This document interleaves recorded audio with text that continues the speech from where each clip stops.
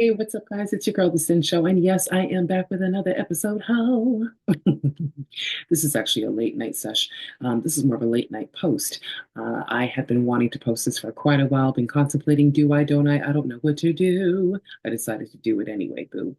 Anyway, this video is all about the five holy doors that Pope Francis is actually deciding to open. Well, he's already opened as of last year, but now he's got one more to open, and that would be the one that's happening January 5th. That would be on a Monday. Now, if you are of Catholic faith, then child, this is nothing to you, okay? You be doing this all like for 25 years, okay? Um, this time around, it is called the Year of Jubilee. Now, I know in my thumbnail, I placed it as the 25-year awakening, only because some of these videos and TikToks that I have found have spoken about this Jubilee experience as feeling a bit auspicious. Certain things are opening. Now, although it is considered to be holy doors, other people would consider this to be more like holy portals. So I say what you do is, like I always say, take whatever you want from from these videos. We like to take the meat, spit out the bones. Okay, we only share this. I'm only sharing this because it's what sharing is caring. We like to be educated over here, and all of this is for entertainment purposes. Okay, not to say all of this is true or some of this is true, but this is everything and everyone's opinion about this. Okay, so that's all I've got to say about that. Anyways, guys, do enjoy this video. Also, let me know what you think in the comment section. And definitely, if you like the video, give it a like. Also, share it with anybody that you know should be kind of watching this low key and be like, girl might be onto something. You know what I'm saying? And then, of course, gotta subscribe.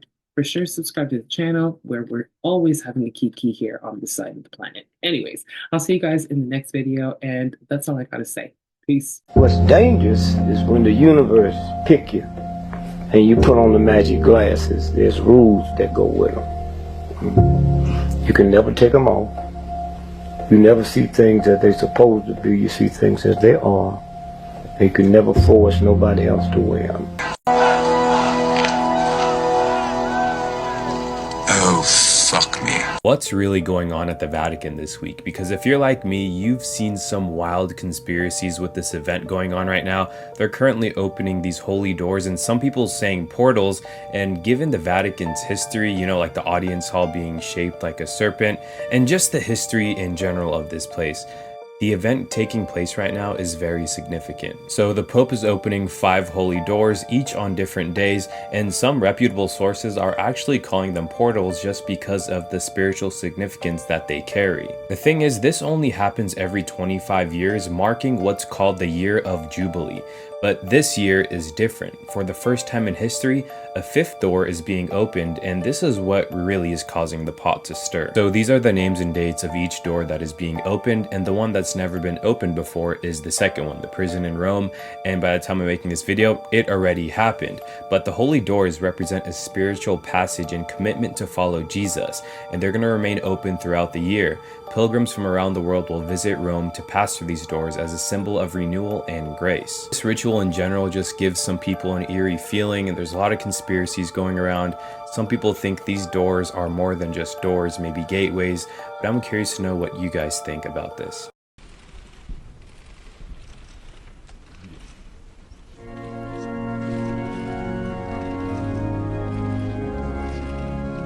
Recently, Pope Francis has been opening the Holy Doors of Rome.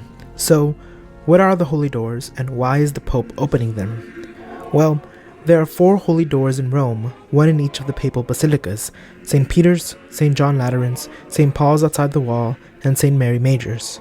These holy doors are special doors that only open on Jubilee years designated by the Pope, the last of which occurred under St. John Paul II in the Great Jubilee of 2000. When not in use, these doors are sealed up behind a wall. These jubilees are special holy years of grace and mercy, in which the Pope urges the Church to be open to God's love, and in which pilgrimages to the holy doors and other places are encouraged. In this Jubilee year, the Pope has allowed temporary holy doors to be designated and opened in every diocese across the world, so that more people have a chance to walk through a holy door. Passing through a holy door grants the pilgrim a plenary indulgence under the usual conditions. That is, going to confession, taking communion, and praying for the Pope's intentions. This Jubilee year, declared by Pope Francis, is especially focused on emphasizing God's mercy, as it is the Pope's hope that the Holy Door will become a door of mercy, through which anyone who enters will experience the love of God, who consoles, pardons, and instills hope. And indeed, as the Holy Father has said, the door is symbolic of God's mercy, Jesus Christ himself, who is the door through which we must pass, the door which is open to anyone willing, the arms outstretched to help those in most need, those marginalized and oppressed by the world, and yes, even those marginalized and oppressed by the Church. The world needs to discover that God is Father, that there is mercy, that cruelty is not the path, that condemnation is not the path. Pope Francis has performed the Holy Door ceremony, or the opening of the sacred portals. Let's look at what the most important aspect of this whole thing is. This ceremony that took place happens every 25 years. It marks a Jubilee year, and while theories spread around online that the Vatican was opening a secret portal, this is actually a ceremony that is known to take place within the Catholic Church. But the greatest problem around all of this is that it said walking through these doors that will be open is how you are forgiven from your sins. The doors will remain open throughout the whole year for the passage of pilgrims, a transition from sin to grace, which every Christian is called to make. The only way to be forgiven of your sins is by putting your trust in Jesus Christ and believing in what he did on the cross and rising from the grave, not walking through any type of holy door that the Vatican opens.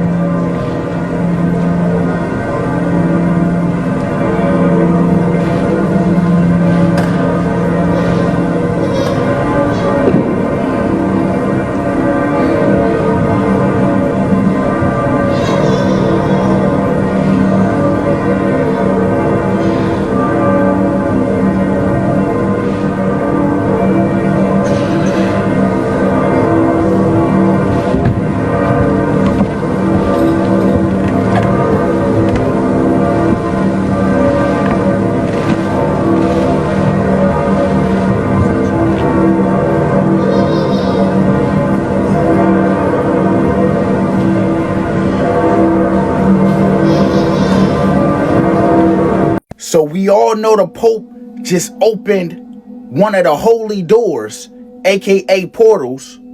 But I'm not gonna lie, y'all, when I just watched the video, I swear I'm not tripping. I heard a little baby voice or a kid voice say, "Help me," when them doors open. Y'all gotta listen, bro. I know I'm not tripping. In general, just for him opening up these doors, I don't see why people not tripping in the first place.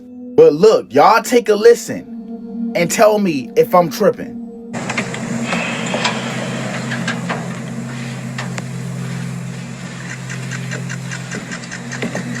Make sure y'all listening.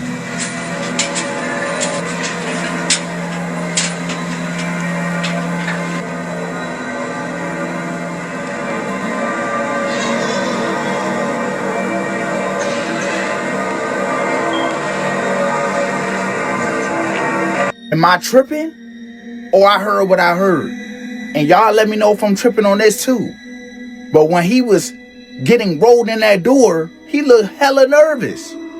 I need y'all to drop y'all thoughts down below. Let me know. Today, the Pope just opened one of the holy doors. Now, if this door is considered to be holy, why is it even closed? Now, I wonder, what is he looking at?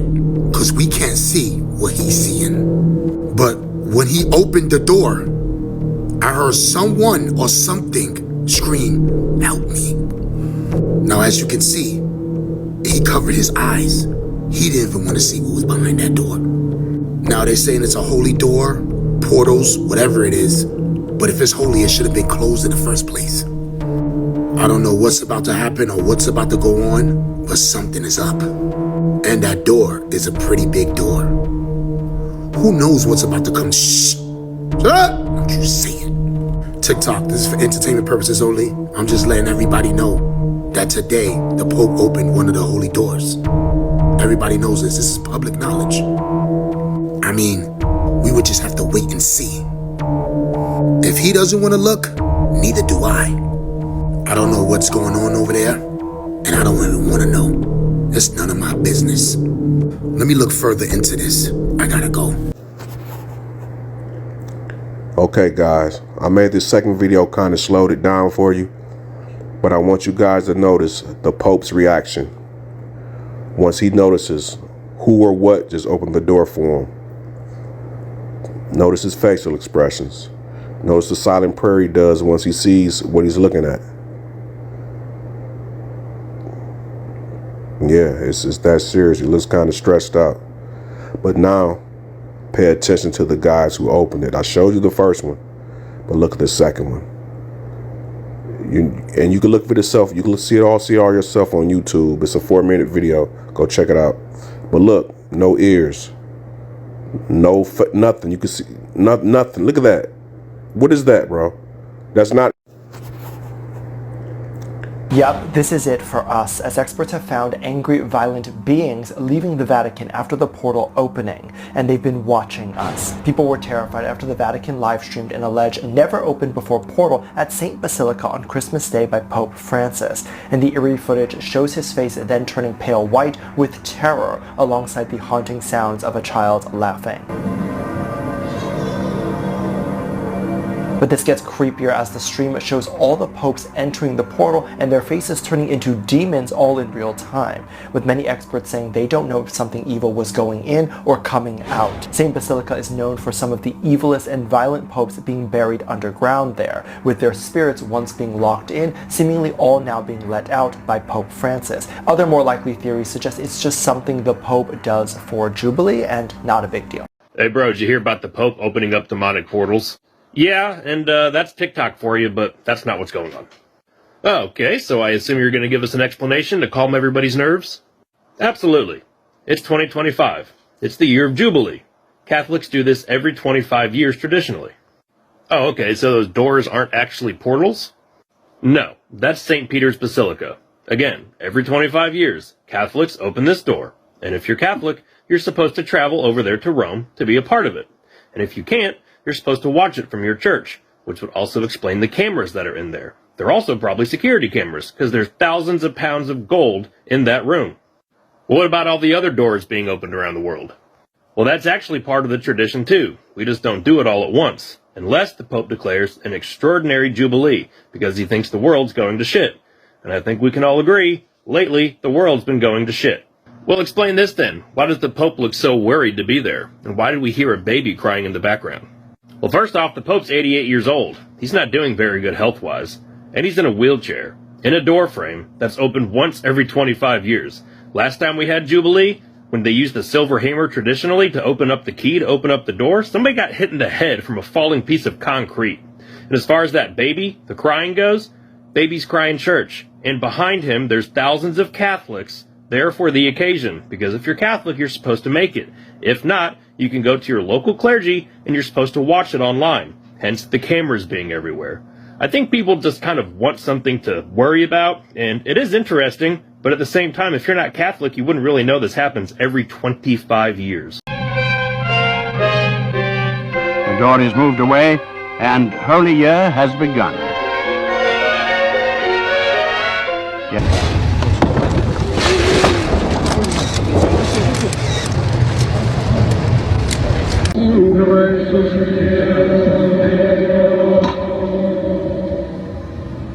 Ec porta Domini, ius intra Augustine, introibundo.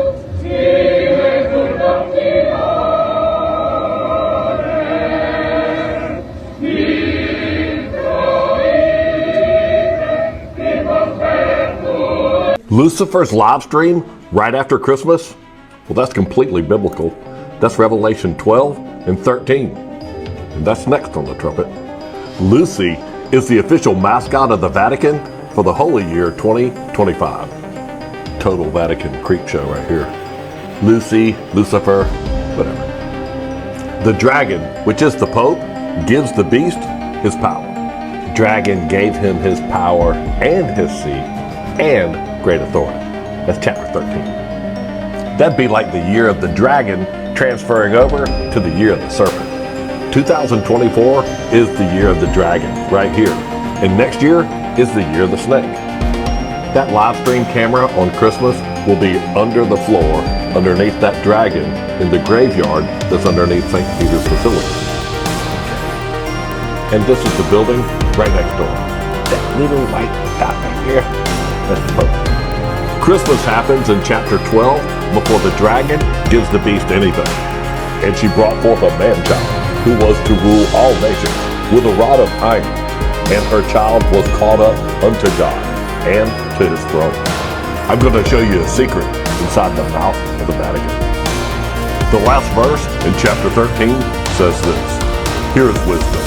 Let him that hath understanding count the number of the beast, for it is the number of a man, and his number is 666. The dragon, that is the crest of Vatican City, wears a tiara, and you can see his ears are the keys, and right there are the eyes, and in his mouth are 3 bees. How else could a statue say 3 sixes in a row? The bees in a beehive, which look like that tiara, build things in hexagonal cells. Each one of the bees represents a 6, and the power to speak great blasphemy. Be sober, be vigilant, because your adversary, the devil, as a roaring lion, walks about seeking whom he may devour. You know me and my family love you, so like and follow the trumpet for more. And in Jesus' name, have a blessed day. Chosen ones, it's time. Can you feel the calling? And now you see the chaos around the world one more time again. We are in the end times. Many people don't know what is wrong, what is right, what's going on with the mysterious objects on the sky. Are these aliens? Are these drones? What is going on? Chosen ones, you still know. You can't be manipulated. You know what's really going on. And this is why the darkness is watching you. This is why many of you are targeted individuals. Nobody can manipulate you, because you always see through lies. Chosen ones, it's time for you to rise. It's time for you to shine.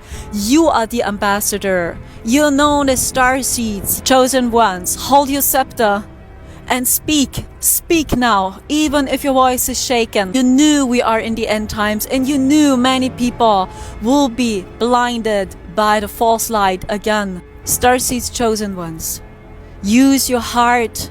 Use your spiritual discernment, then you can feel it, you can see it with your heart, you can see it with your eyes. You're divinely protected, you're guided and loved.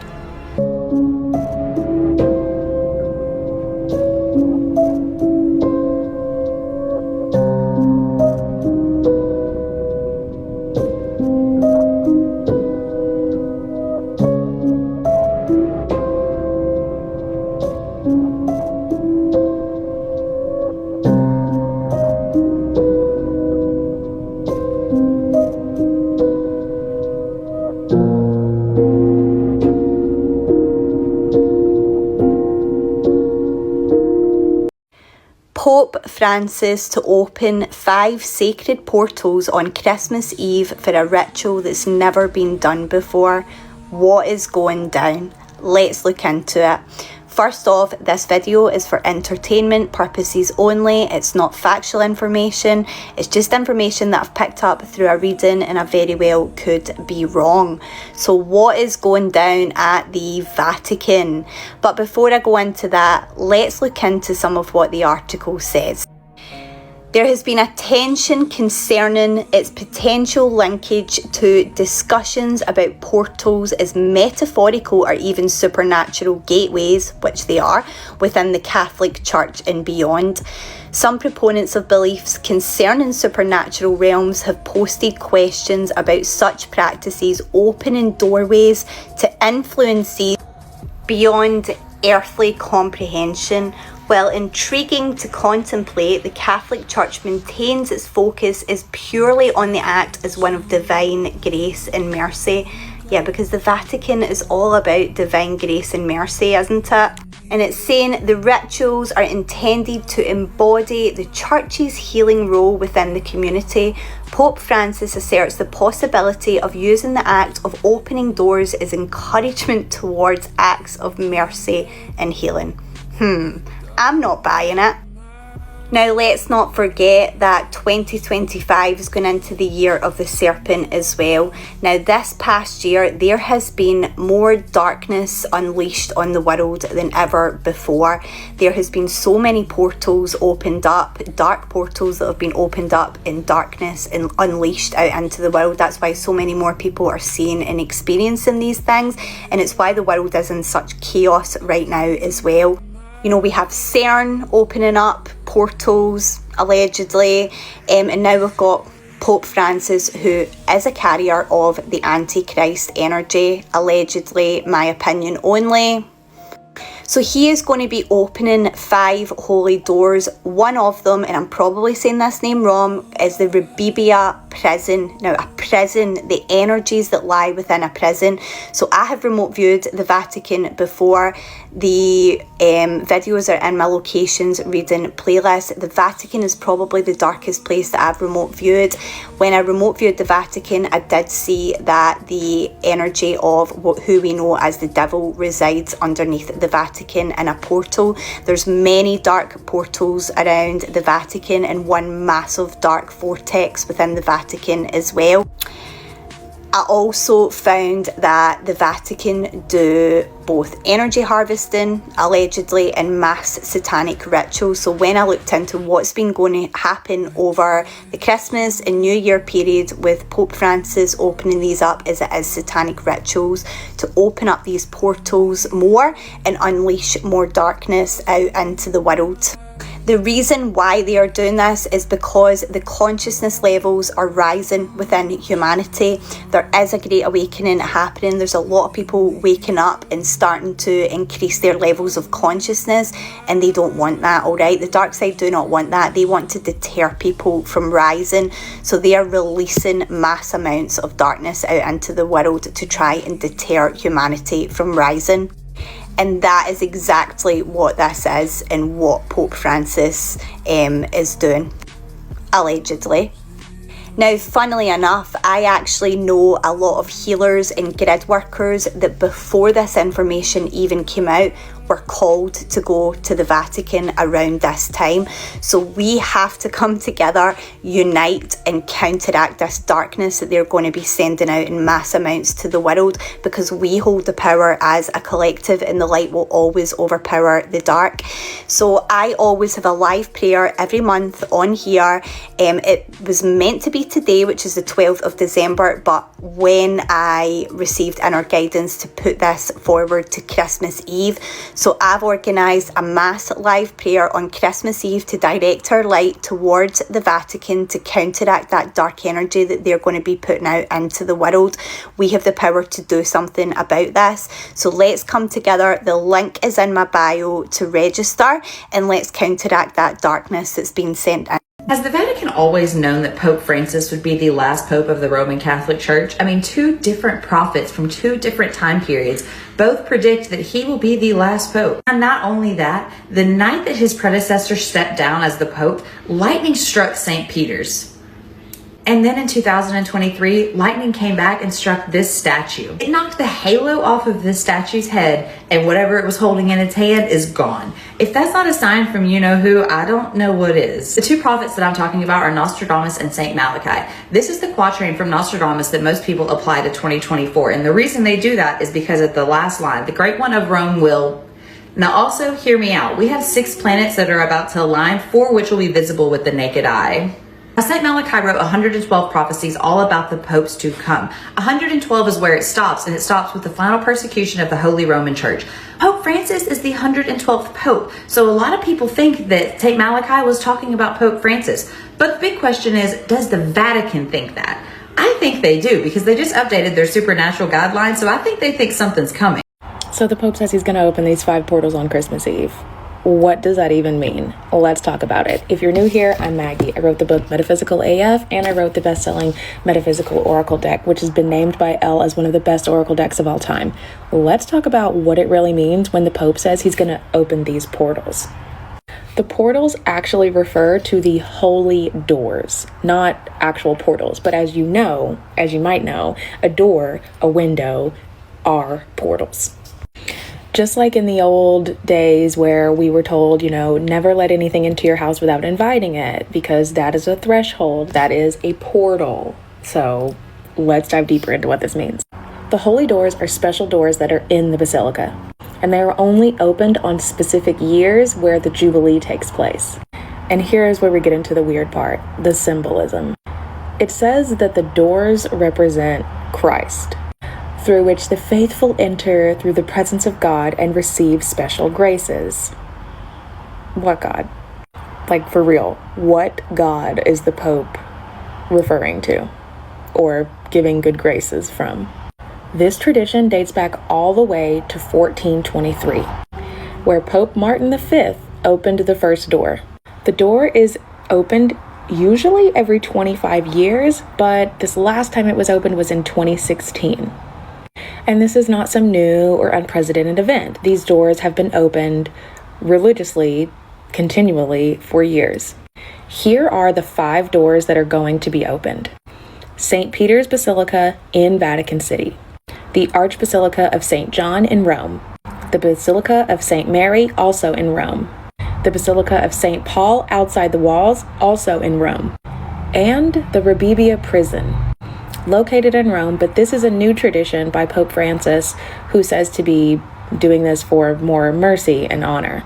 The significance and purpose of these doors opening is meant to be a spiritual renewal, marking the beginning of something, marking the beginning of the Jubilee year. It encourages pilgrimage and reflection, and indulgences. So this says that patrons can receive specific indulgences by entering through the doors. And of course, we have our skeptics and our devil's advocates who rightfully don't trust the church. Let's just be for real. This is the same church that, they don't really have a good history of, being good people, I guess. But for the skeptics, this is just a century-old tradition that has been happening since the 1400s. The portals are supposed to be symbolic doorways, but as we know, symbolism runs everything, so they actually are opening something that is supernatural. The Pope seems to be focusing on mercy, which is why he's opening the doors of the prison in Rome, which just seems like that's probably a bad idea. And they say that this is being very transparent and that the Vatican has been open about this. But as we know, there are thousands of books in the bottom of the Vatican library that no one is allowed to read or see. So we know that the Vatican doesn't have a history of really being transparent, even though they claim to be. And as much as the Catholic Church wants to say that this is a tradition and this is a good idea, I don't believe them. So now let's dive into what the metaphysical concepts of these portals and what this could mean are as well. In metaphysics, portals are considered to be doorways or into other realms of existence or other dimensions. The theoretical function is that the opening of these portals allows entities to come in to this dimension. And there is a lot of historical context about portals being opened in all sorts of other cultures. So this isn't new news. Now, one of the origins of this concept of that the Anunnaki are connected to the Catholic Church is because the Anunnaki are an ancient race of Mesopotamian deities. You can see them written about in the Sumerian tablets and in other ancient works that we haven't discovered.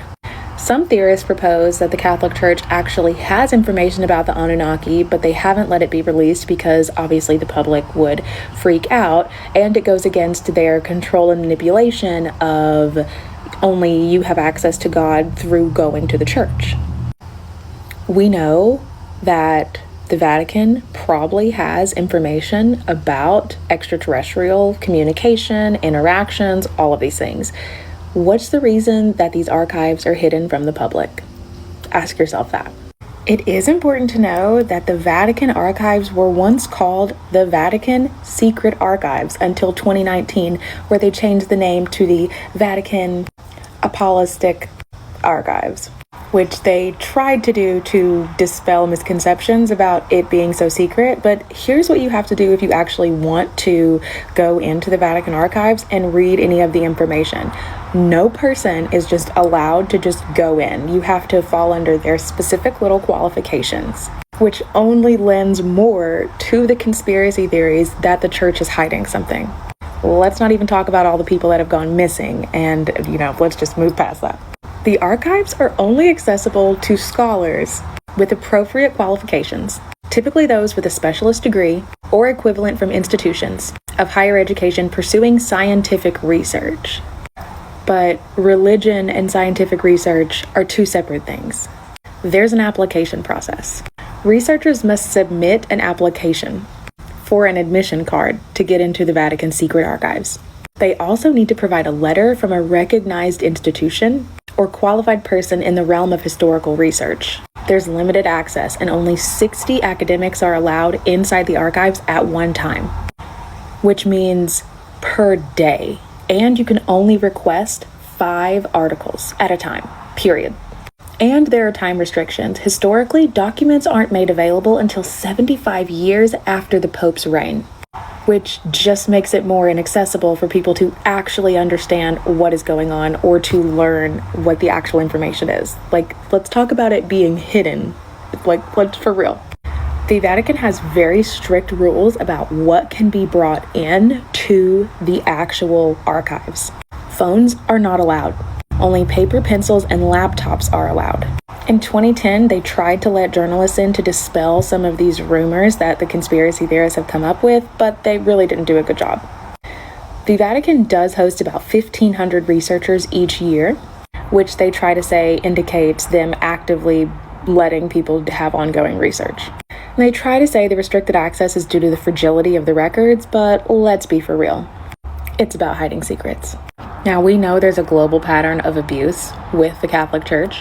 It's been revealed in countries like Australia, the US, Germany, Ireland, and it indicates a long-standing practice of hiding and concealing information. The fact that only 60 approved researchers can come in and they only have access to 5 pieces of information at a time really lends to the fact that they are trying to conceal and hide information. And let's just end on selective disclosure. The Vatican's approach to opening records, which was, I said earlier, usually 75 years after the Pope's tenure reign has ended, that was not the case. In 2020, they opened one of the Pope's records from 1939 to 1958, which demonstrates a pattern of selective and controlled releases of information. So, if you think these doors being opened is just some traditional practice, I would say that I would do a little bit more research and ask yourself if you think the Catholic Church can be trusted. Let me know what you think in the comments, and if you have heard other theories about this. I would love to hear your theories on what this actually is, why these so-called portals are being opened, and what could actually take place or happen in 2025. Do you trust the Catholic Church? Vatican decided to hold a press conference to discuss their new rules on apparitions and paranormal phenomena. They were doing this because they saw cases where local bishops or bishops of a region would rapidly declare a phenomenon's supernatural nature, only for the Holy Office to have to express a different decision later. Strap in! So strap in. The rules that we present today are a guide to discern the situations that can happen in the Christian community outside the ordinary. visions, apparitions. I know, right? It's fun. Spicy. It's fun when the serious churchy men up in their little castle start to talk about crazy things. We had decided to have 6 possible conclusions. Okay. Now, mind you, they have named them all in Latin. I do not speak Latin, so forgive me if I don't pronounce them all entirely correctly. But the first one is nihil obstat. Without expressing any certainty about the supernatural authenticity of the phenomena itself, many signs of the action of the Holy Spirit are acknowledged. The bishop is encouraged to appreciate the pastoral value and promote the dissemination of the phenomena, including pilgrimages. Okay. Then the second outcome is prae oculis habitur. Although important positive signs are recognized, some aspects of confusion or potential risks are also perceived that require the diocesan bishop to engage in a careful discernment in dialogue with the recipients of a given spiritual experience. If there were writings or messages, doctrinal clarification must be necessary. Then we have curator. Various or significant critical elements are noted, but the phenomena is already spread widely, and verifiable spiritual fruits are connected to it. Spiritual fruit. Spiritual fruit. You know those demonic spiritual fruits, but The mango. Not the demango. The demango. But therefore, a ban that could upset the faithful is not recommended, but the local bishop is advised to not encourage the phenomenon. Then we have sub mandato. Okay. The critical issues are not connected to the phenomena itself, but to its improper use by people or groups, such as undue financial gain or immoral acts. The Holy See entrusts the pastoral leadership of the specific place to the diocesan bishop or a delegate. So this is like, we know for a fact they are not telling the truth, and they're just trying to cause a rise out of things. Then we have prohibitur et obstructur. Despite various positive elements, the critical issues and risks associated with this phenomena appear to be very serious. The dicastery asks the local bishop to offer a catechist that can help the faithful understand the reasons for the decision and reorient their legitimate spiritual concerns. So they're like, you need to stop that. Knock it out. Then we have the Declaratio de non Supernaturalitate.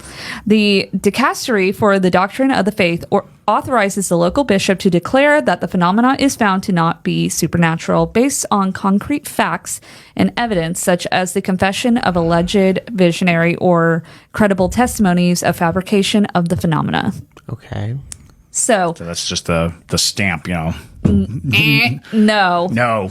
So they never truly say fully, that's definitely supernatural. But the best you can get is, that could definitely be something holy. What's dangerous is when the universe pick you and you put on the magic glasses. There's rules that go with them. You can never take them off.